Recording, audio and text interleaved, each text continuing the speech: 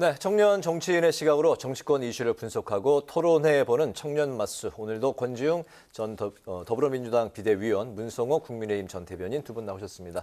반갑습니다. 안녕하세요. 반갑습니다. 자, 국빈 방미 소식부터 짚어보도록 하죠. 한미 정상회담과 관련해서 여당은 안보 강화에 결속을 다진 회담이었다. 반면에 야당은 실리 없는 속빈 강정이었다. 이 평가가 지금 엇갈리고 있습니다. 이번 그 국빈 방문의 최대 성과로 이제 꼽힌다고 하면 이제 뭐 무엇보다도 이제 워싱턴 선언을 꼽을 수가 있을 것 같은데 관련해서 오늘 미국 고위 당국자 국가안보회의 에드 케이건 국장의 발언이 있었습니다. 우리하고 좀 이제 인식하는 그 온도 차이가 좀 있었는데 워싱턴 선언은 사실상 핵 공유는 아니다. 우리 대통령실은 워싱턴 선언이 사실상 미국과 핵을 공유하는 것이다. 뭐 서로 좀 이렇게 엇갈리는 그런 논평을 좀 내놨습니다. 우리 정부가 이제 서로 좀 온도 차이가 있어 보이는데 이 부분 좀 두 분은 어떻게 바라보고 계실까요? 저는 완전히 망한 회담이 아닌가 이런 생각까지도 좀 망한 들어요. 회담이요? 왜 그러냐면 이 과정에서 성과가 아예 없다고 말할 수는 없습니다. 근데 지금 한국 정부가 이전에 했던 것까지 포함해 보면 얻은 게 거의 없다고 생각돼요. 보시면 일본이랑 어쨌든 관계를 개선하라는 미국의 어떤 우회적 압박에 의해서 한국은 강제동원 대법원 판결을 무시하고 그리고 피해자들도 동의하지 않는 제3자 변제안을 내놓았습니다. 일본은 강제동원은 없었다라고까지 말했는데 거기에 제대로 항의하지 못했죠. 그리고 러시아를 적으로 만드는 발언을 하고 그리고 중국을 사실은 매우 자극하는, 그러니까 중국이랑 수교할 때부터 사실은 하나의 중국을 저희는 인정해 왔습니다. 근데 그것을 뒤집는 듯한 발언을 하고 마지막에는 도청 관련해서도 그냥 국가 간에서는 할 수도 있는 거 아니냐, 뭐 이런 방식으로까지 굴욕적으로 미국에 거의 다 내준 상태였는데 저희가 얻어온 것은 사실은 핵 억제력 관련해서는 이미 미국과 한국 사이에서는 협의체가 있었습니다. 제가 알고 있기로는 차관급 차원에. 근데 그것을 조금 더 높였다고 해서 사실 실질적으로 뭔가를 얻어왔다고 하기 어렵고 그리고 핵심은 IRA 관련한 법을 개정시켜 오는 거였습니다. 네. 그러니까 지금 한국에 있는 기업은 자유롭게 중국이랑 교역을 할 수 없는 상태예요. 근데 중국과의 교역이 한 3천억 달러 정도가 되고 미국과 교역이 한 1,200달러 정도가 됩니다. 그러니까 이런 것들을 봤을 때 사실은 제가 보기에 이번에 얻어온 것은 그냥 노래 부르는 영상 정도? 이 정도에 지나지 않는다 이런 생각이 듭니다. NCG라고 하죠. 핵 협의 그룹 뭐 신설하기로 한 요 부분에 대한 평가는 어떠세요? 그러니까 저는 이미 핵이라고 하는 것 억제력 관련해서는 이미 한국과 미국은 공조하고 있었고 그것 이상으로 크게 더 성과가 있다고 보기는 어렵다고 저는 생각합니다. 네, 알겠습니다. 우리 문성호 대변인.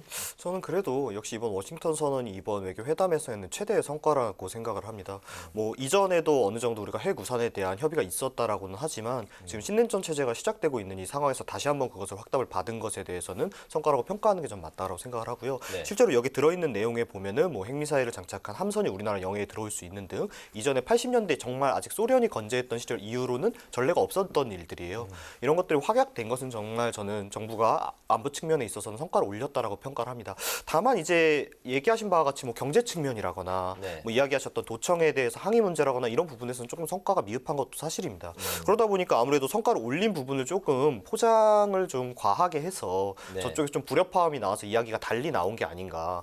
그러면 이게 결국에는 성과라는 것이 이 핵 억제라는 것은 결국 우리를 공격하려고 하면 먼저 쏴주겠다가 아니지 않습니까? 우리를 공격한다면 거기에 핵 우산을 발동해서 거기에 보복 조치를 해주겠다 이런 약속인데 거기에 대해서 우리가 너무 좀 과도한 포장을 해서 뭔가 다른 그 뜻은 아니다라는 목소리가 미국 측에서 나오게 한 건 좀 외교적인 실책이라고 생각합니다. 네, 경제 성과도 좀 기대만큼은 아니다라고 말씀하신 거죠? 근데 이런 부분은 뭐 저희가 어느 정도는 감해야 되는 상황이라고 생각을 합니다. 뭐 이전에도 많이 말씀드렸다시피 지금 이제 어느 정도 과거처럼 어떤 네. 회색지대에 우리가 머물 수 있는 시대는 점점 지나가고 있어요. 어떤 우리가 양쪽의 토끼를 모두 잡을 수 있는 방법이라는 건 사실상 존재하지 않습니다. 그렇기 때문에 우리가 어쩔 수 없이 감수해야 되는 피해라는 것을 뭐 이제 슬슬 이제 우리가 겪어 나갈 수밖에 없는 것이기 때문에 이것이 물론 이전에 있었던 우리의 어떤 경제적인 성과를 잃어버리는 결과가 될 수는 있지만 이것이 단순히 정부의 실책이라고만 말할 수는 좀 없다라고 생각합니다.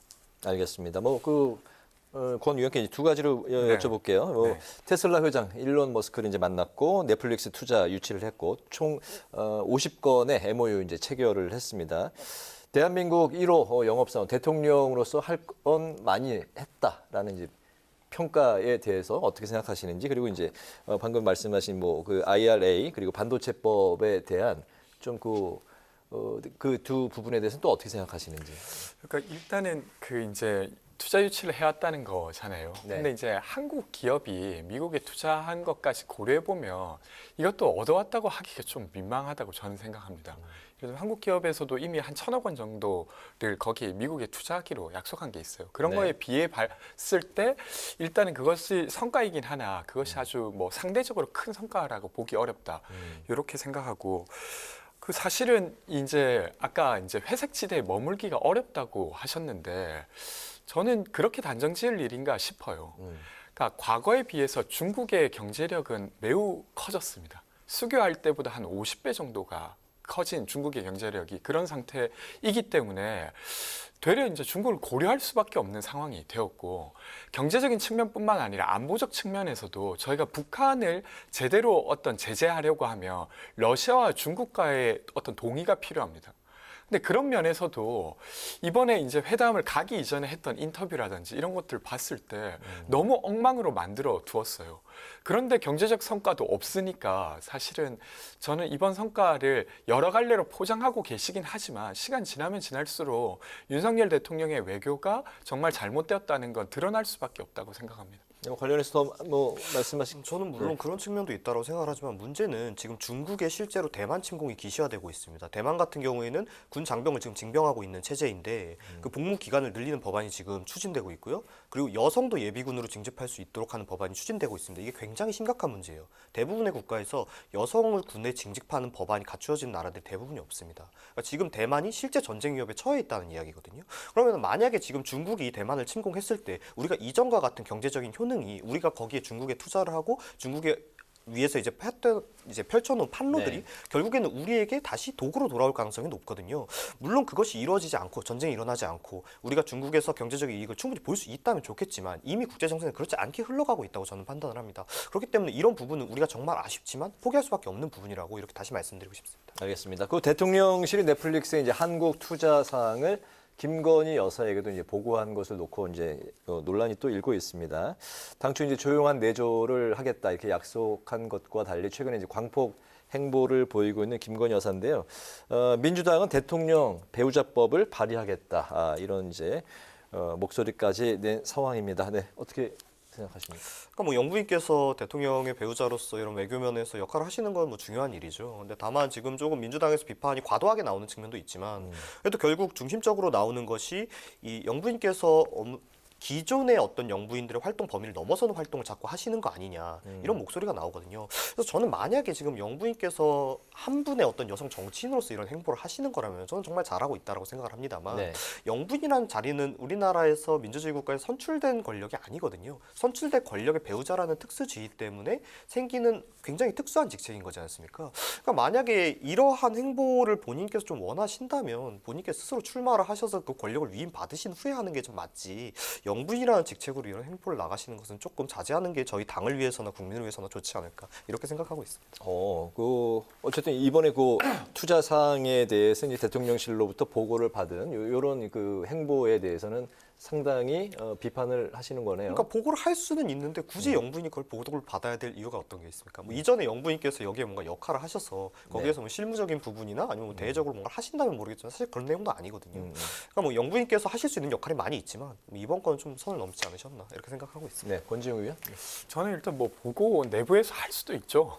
그렇잖아요. 근데 그걸 굳이 대통령실이 기자들에게 또 그걸 굳이 이렇게 언급해서 말을 한 거예요. 그 마치 의도가 뭘까요? 김건희 여사의 선한 영향력이 뭔가 도움이 많이 됐다 이런 걸 이제 어필하고 싶으셨겠죠. 근데 이제 아까 말씀하신 대로 김건희 여사께서 사실 허위 이력이라든지 주가 조작 의혹 관련해서 대선 기간 때 이제 대국민 사과를 하셨지 않습니까? 그리고 그때 한 약속이 있어요. 조용한 내조를 하겠다. 네. 그러면 이제 이 영부인으로서 이제 공개적 활동을 한다고 하면 거기에 대한 어떤 사정 변경이 있으니까 좀 죄송하지만 그때 약속을 좀 파기하고 활동하겠다라고 한 다음에 이렇게 했으면 모르겠는데 그런 사과 안 하셨지 않습니까? 그러니까 계속 이게 어떤 꼴이 되는 어떤 비판이 있을 수밖에 없고요. 두 번째로는 원래 대통령의 영부인을 어떤 지원하기 위한 부속실이 있지 않습니까? 근데 그걸 굳이 안 만들겠다고 했어요. 그러니까 되려 이 대통령 영부인을 보좌하는 것이 공식 체계가 아니라 어떤 비공식 체계에서 뭔가 돕게 되는 듯한 인상을 주고 있습니다. 그렇게 해서는 안 되는 거잖아요. 그래서 그 부분에 대한 어떤 우려를 계속 전했음에도 불구하고 대통령실에서 조치가 없으니까 민주당 차원에서는 배우자법 이런 걸 법으로 만들어서 그걸 공식화하자라고 하게 된 것이라 생각합니다. 알겠습니다. 어제 정부 여당의 전세 사기 피해자 지원 특별법이 국회에 제출이 됐습니다. 국회의 전세 사기 대책 논의가 이제 본격화될 텐데요. 정부 여당의 이제 특별법에 따르면 전세 사기 피해자로 인정을 받으려면 6개 조건을 이제 충족시켜야 되는데 확정 일자를 받은 임차인이어야 되고 또 면적과 보증금이 서민 임차 주택에 해당이 돼야 된다. 그리고 전세 사기 의도가 있다고 판단된 경우나 다수의 피해자가 발생할 우려 같은 이런 그 주관적인 그 좀 판단이 필요한 기준도 이제 일부 포함이 돼 있습니다. 그렇기 때문에 이제 정의당 심상정 의원 같은 경우 피해자 지원법이 아니라 선별법이다 이렇게 이제 언급을 했는데 권지웅 의원이 또 이제 주택에 네네. 대해서는 전문가인데 먼저 그 문성호부터 들어볼까요? 우선 이게 조건은 저는 필요하다라고 생각을 합니다. 제가 이제 이 전세 사기에 대해서 뭐 기존의 사기와는 달리 이건 본인이 조심해도 당하지 않을 수 없는 사기이기 때문에 우리가 뭐 지원을 해야 된다 이런 논조로 많이 말씀드렸는데 그렇다고 해서 모든 지금 전세 사기 피해자라고 나오시는 분들이 그런 해당되는 것은 아니거든요. 네. 예를 들면 전세라는 것이 정확하게 이야기를 하자면 저희가 주거를 할 수 있는 권리를 받는 대가로 이자를 받지 않고 돈을 대여해 주는 것과 다름이 없는 거죠. 우리가 돈을 빌려준 것이죠, 집주인에게. 그러면은 본인이 그것을 이제 예를 들어 돌려받지 못했을 때 물론 그것도 피해입니다만 우리가 돈을 빌려준 것을 돌려받지 못한 모든 사례를 국가에서 지원할 수는 없지 않습니까? 그러니까 이분이 정말 뭐 이전과 같이 예를 들면 뭐 공인중개사와 싸고 이런 허위적으로 이 매물의 가격을 올려서 거기로 이제 사기를 쳤다거나 네. 아니면은 그 당시 일반 개인으로서 확인할 수 없는 뭐 세금 체납 등으로 인해서 피해를 입었다거나 이처럼 개인이 스스로를 구제할 수 없는 방법에서 받았던 피해자분들에 대한 지원은 좀 더 추가가 필요하지만 거기에는 또 그렇지 않은 경우에 본인이 부족했던 부분이 있는 경우에는 선별해서 지원을 하는 것이 맞다라고 생각을 합니다. 다만 나온 6개의 조건이 과연 현실성이 있는가 이런 부분에 대해서는 비판의 목소리가 나온 것도 사실입니다. 네, 권지웅 의원.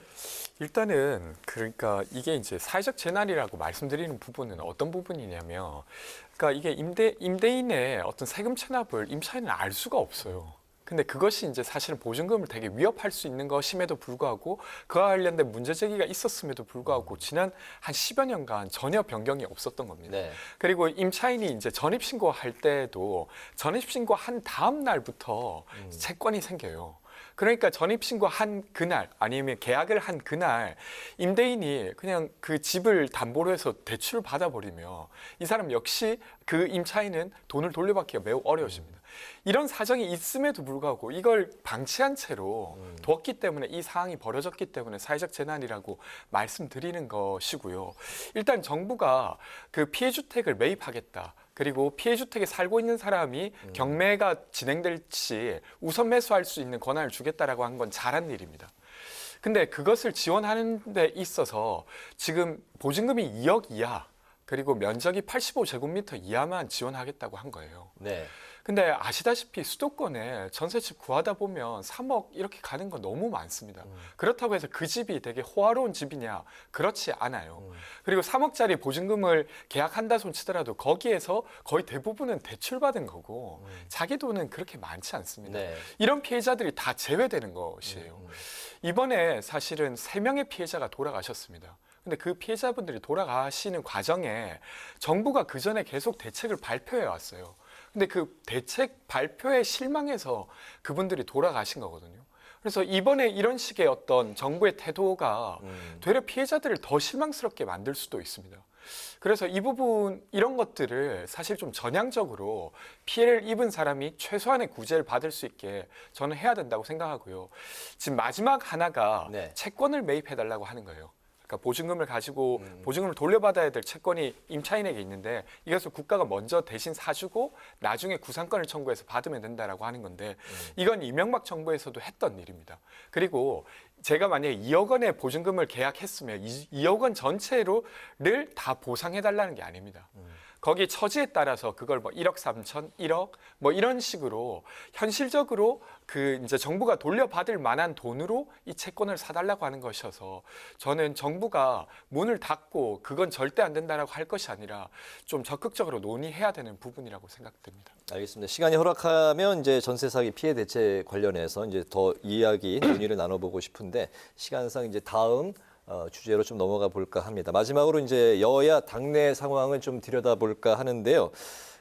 권 의원께 이제 질문 드릴게요. 오늘 그 민주당의 새 원내 사령탑으로 비명계 박광원 의원이 선출이 됐습니다. 2등과 좀 어느 정도 격차가 있게 선출이 됐다고 그 뉴스에 나왔는데 당초 그 예상과는 좀 그 다른 결과다라고 또 이야기가 나오고 네, 있어요. 이제 일단 1차 투표에서 이제 끝났기 때문에 이게 어떻게 좀 해석이 되고 현재 그 당내 분위기는 좀 어떻습니까? 그리고 앞으로 박광원 의원이 네. 민주당 그 원내 대표로서 당을 어떻게 이끌어 갈지 그 리더십까지 같이 좀 들어볼까요?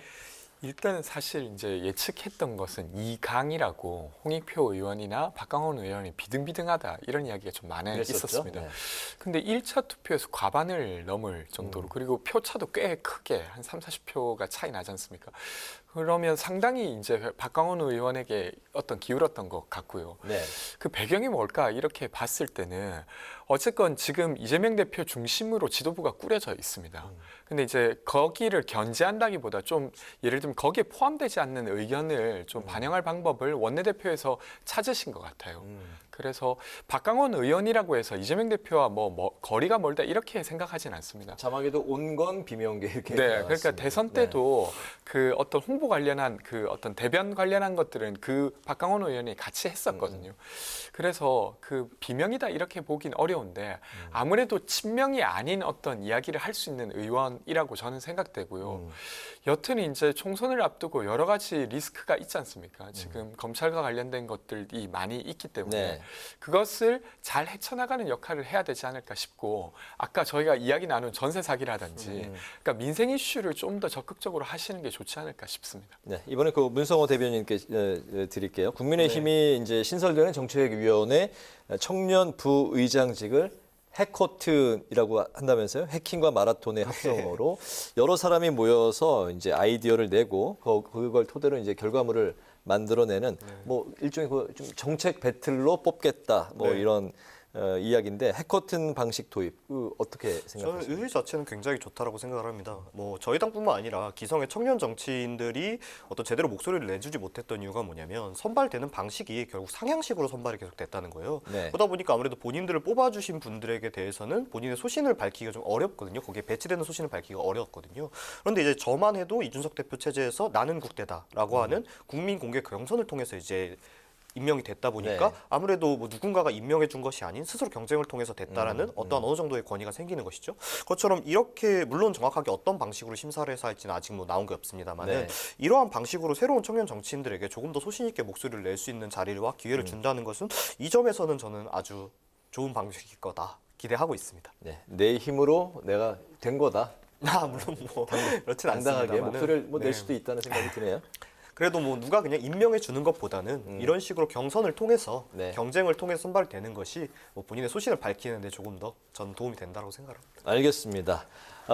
오늘 이제 청년 마수 마칠 시간이 이제 됐는데요. 청년 마수 코너가 개편을 맞아서 아쉽지만 오늘이 마지막 시간이었습니다. 9개월 동안 여야를 이제 떠나서 같은 시선으로 말씀도 해주셨고 때로 이제 불꽃 튀는 그런 이제 그 토론도 보여주셨습니다.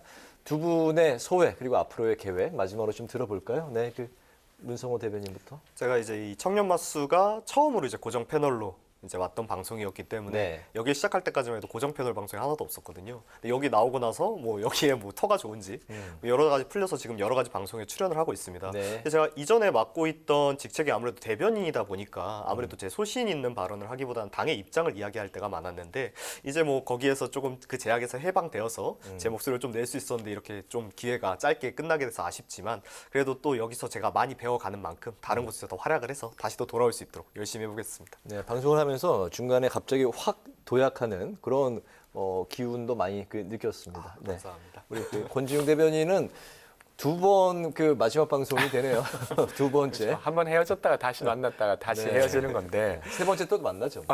저는 어쨌건 여기서 많이 배웠고요. 네. 많은 경험을 얻을 수 있어서 좋았고 어쨌건 젊은 정치인들의 목소리를 들어주는 코너는 앞으로도 다양한 방식으로 있으셨으면 좋겠습니다. 꼭 제가 아니더라도 말할 수 있는 기회가 많지가 않아요. 근데 이렇게 들어주시는 곳이 있어서 말할 수 있어서 감사했다는 이야기 드리고 싶고 또 끝으로는 어쨌건 저는 이제 여러 방송을 나가고 있는데 여기 뉴스N에서 보내주시는 질문 현재는 국회 라이브 6. 라이브 6에서 보내주시는 질문을 보면 네. 대답하고 싶다, 말하고 싶다라는 질문들이 많아요. 그러니까 저는 여기가 공론장의 역할을 잘 하고 있다는 생각이 듭니다. 어느 쪽에 치우쳐지지 않고 그래서 이런 방송 잘 이어가셨으면 좋겠다는 이야기 드리고 싶습니다. 저희 그 국회 방송 뉴스N 그리고 이제 국회 라이브 6 현재 명칭인데 출연하셨던 분들이 다 승승장구 잘 그러게요. 되고 있습니다.